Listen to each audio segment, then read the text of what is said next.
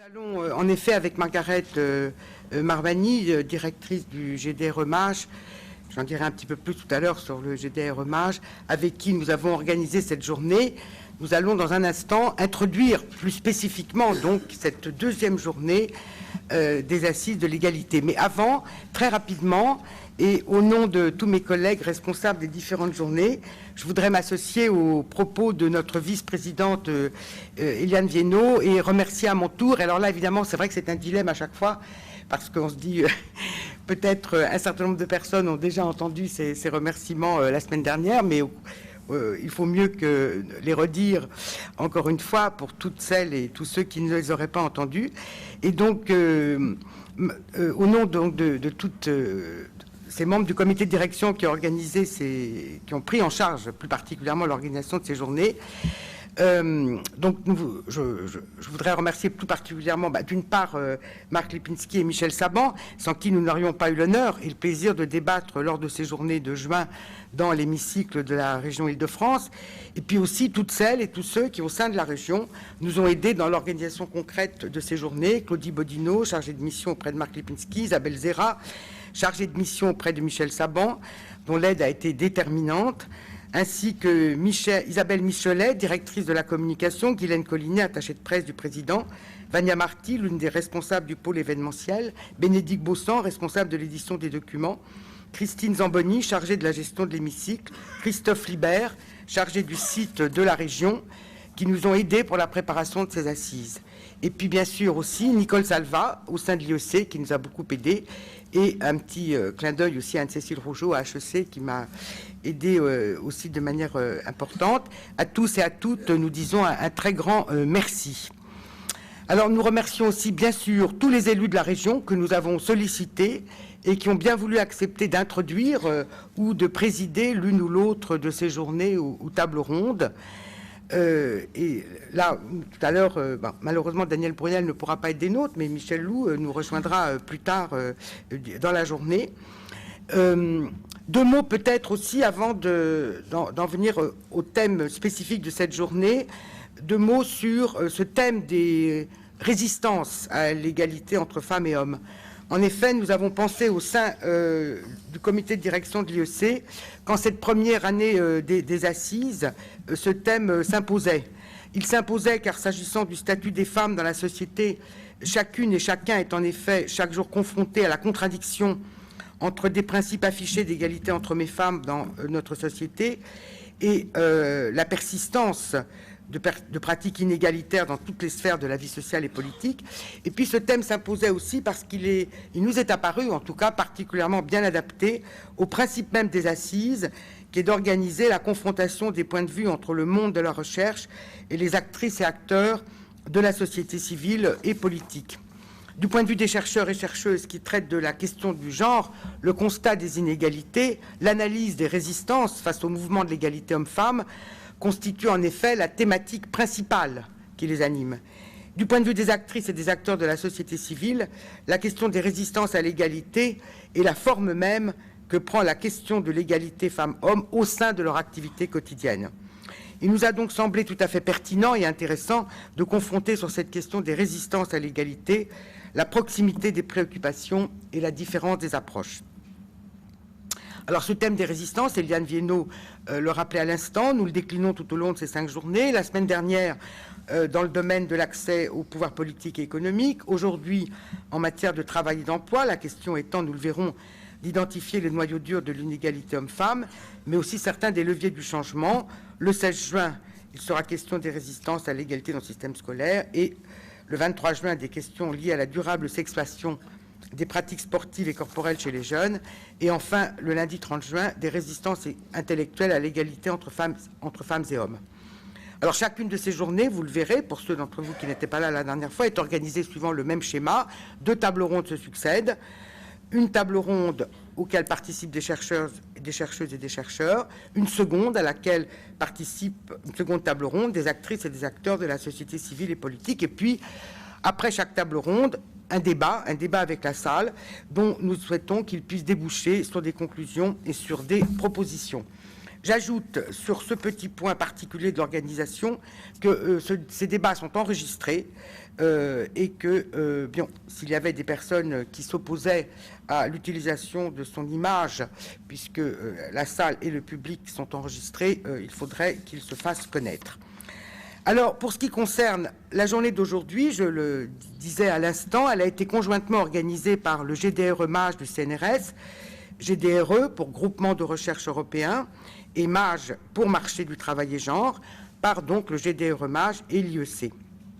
Le GDRE MAGE, dirigé par Margaret Marvani, dont les travaux sur l'emploi des femmes sont connus de tous et de toutes. Le MAGE, donc, est un réseau, on pourrait dire le principal réseau en France, de chercheuses et de chercheurs qui sont convaincus de l'importance d'une analyse sexuée du marché du travail et de tous les facteurs qui s'y rapportent. Au MAGE est adossée une revue qui s'appelle donc Travail, genre et société, dont le projet éditorial est là aussi de poser la question de la différence des sexes dans les sciences sociales du travail et d'inviter à la réflexion sur la place du travail dans le champ des recherches sur le genre. Il est en effet dans la vocation de l'IEC, et Eliane Viennot le rappelait à l'instant, parallèlement à ses initiatives propres, de s'appuyer sur les institutions, les réseaux et les acteurs de la région Île-de-France qui placent les débats sur le genre au centre de leurs réflexions et de leurs actions. Et le MAGE constitue sans aucun doute un acteur désormais éminent sur cette question des recherches sur le travail et l'emploi et sur la question des inégalités hommes-femmes dans notre société. Aujourd'hui, c'est sur ces noyaux durs de l'inégalité entre les femmes et les hommes en matière d'emploi et de travail, mais aussi sur certains des leviers du changement que va porter notre réflexion. Entrer dans le vif du sujet qui nous occupe aujourd'hui pour ces assises sur les résistances à l'égalité, c'est un très beau thème, un très beau titre. Je pense qu'il y a beaucoup de choses à dire sur cette question.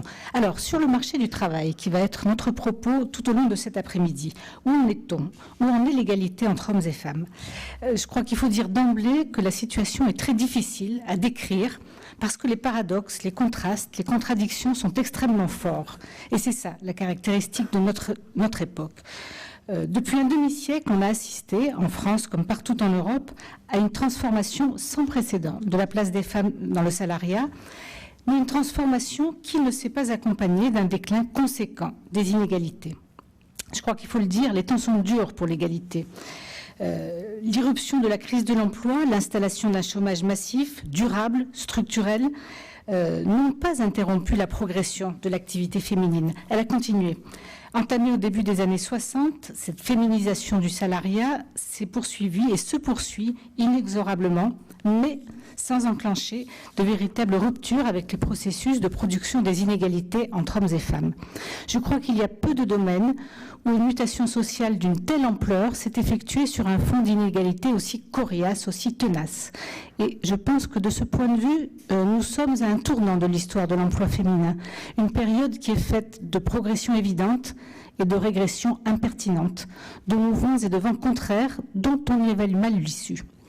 Alors, dans l'inventaire des transformations de l'activité féminine, 4 éléments dominent très rapidement: la tertiarisation, la salarisation, la continuité des trajectoires professionnelles, la réussite scolaire et universitaire des filles. En France, en 2008, 4 femmes sur 5 travaillent dans le tertiaire. C'est le cas d'un peu plus d'un homme sur 2. Dans l'Europe des 15, elles sont salariées à 89%. Contre 81% pour les hommes. La grande majorité des femmes n'interrompent plus leur activité lorsqu'elles ont des enfants. C'est particulièrement vrai en France où plus de 80% des femmes âgées de 25 à 49 ans sont actives. C'était le cas de 40% d'entre elles il y a un demi-siècle. Ajoutons à cela, vous le savez, qu'à l'école comme à l'université, dans tous les milieux sociaux, les filles réussissent mieux que les garçons. Alors donc voilà, tout semblait en place pour que les traditionnelles inégalités entre travail masculin et travail féminin s'effacent. Force est de constater que rien de tel ne s'est produit. Alors évidemment, si on compare terme à terme les différents indicateurs de l'inégalité, les choses ont évidemment évolué depuis les années 60. Évidemment, mais modestement, ça balance toujours. Les écarts de salaire se sont réduits, d'accord. Un certain nombre de professions masculines se sont féminisées sans se dévaloriser, c'est sûr. Certaines femmes peuvent avoir des carrières moins stagnantes, certaines en ont même de très belles. Mais par rapport aux progrès réalisés en matière de formation et de qualification, au regard de la continuité des trajectoires professionnelles, l'écart entre le capital humain des femmes et leur situation sur le marché du travail apparaît plus injuste aujourd'hui, plus injustifiable aujourd'hui qu'hier. Les femmes sont globalement plus instruites que les hommes, mais elles sont notablement moins bien payées, toujours concentrées dans un petit nombre de professions féminisées, plus nombreuses, bien plus nombreuses, le chômage et le sous-emploi. Avec le développement du travail à temps partiel, de nombreuses femmes se retrouvent en sous-emploi, c'est-à-dire dans une situation où elles travaillent moins que ce qu'elles souhaiteraient. À l'heure où il est à la mode de vouloir travailler plus pour gagner plus, beaucoup de femmes travaillent moins en gagnant moins et sans le vouloir, bien sûr. Au fil des ans, dans l'ensemble des pays européens, le travail à temps partiel est devenu, je dirais, la figure emblématique de la division sexuelle du marché du travail. En France, il est également devenu le moteur de la pauvreté laborieuse.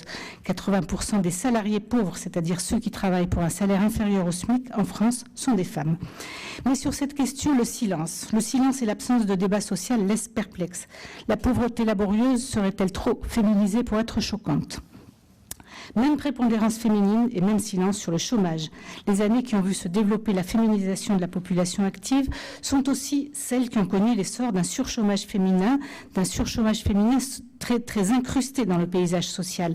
Les femmes représentent un peu moins de la moitié des actifs, mais plus de la moitié des chômeurs. Cette situation n'est pas spécifique à la France. Dans l'Europe des 15, en 2006, le taux de chômage global s'établit à 7,7%, qui se ventile en 7,1% pour les hommes et 8,5% pour les femmes. Donc, inscrit dans les statistiques de l'emploi à la manière d'une constante structurelle, ce surchômage féminin ne fait pourtant l'objet d'aucune attention particulière, ni dans les politiques de lutte contre le chômage, ni dans le débat social sur l'emploi. Cette invisibilité, là aussi, me laisse perplexe. Ne s'agit-il pas là d'une forme de tolérance sociale au non-emploi des femmes ? Alors voilà, dans le domaine économique, la parité, au sens arithmétique du terme, la parité existe. Les femmes constituent désormais près de la moitié du monde du travail, 46% en France, très exactement. Mais cette parité ne rime pas avec égalité et c'est bien le problème dont nous allons parler cet après-midi. La féminisation du salariat n'a pas débouché sur une régression significative des disparités, des inégalités entre travail masculin et féminin. Peut-être, parce qu'elle n'a pas été accompagnée d'une politique d'égalité à la hauteur du phénomène. Tout se passe comme si, pendant des années, on avait imaginé que les inégalités de sexe allaient comme ça se diluer d'elles-mêmes dans la modernité. Tout naturellement, en quelque sorte. Or, rien de tout ça ne s'est produit. Il n'y a pas de pente naturelle vers l'égalité. Nous le savons aujourd'hui, nous avons assez de recul pour pouvoir le dire. Si on ne fait rien, rien ne se passera. Et donc, voilà, il nous reste à identifier où sont ces noyaux durs de la résistance à l'égalité et de tenter de cerner quels sont les leviers du changement.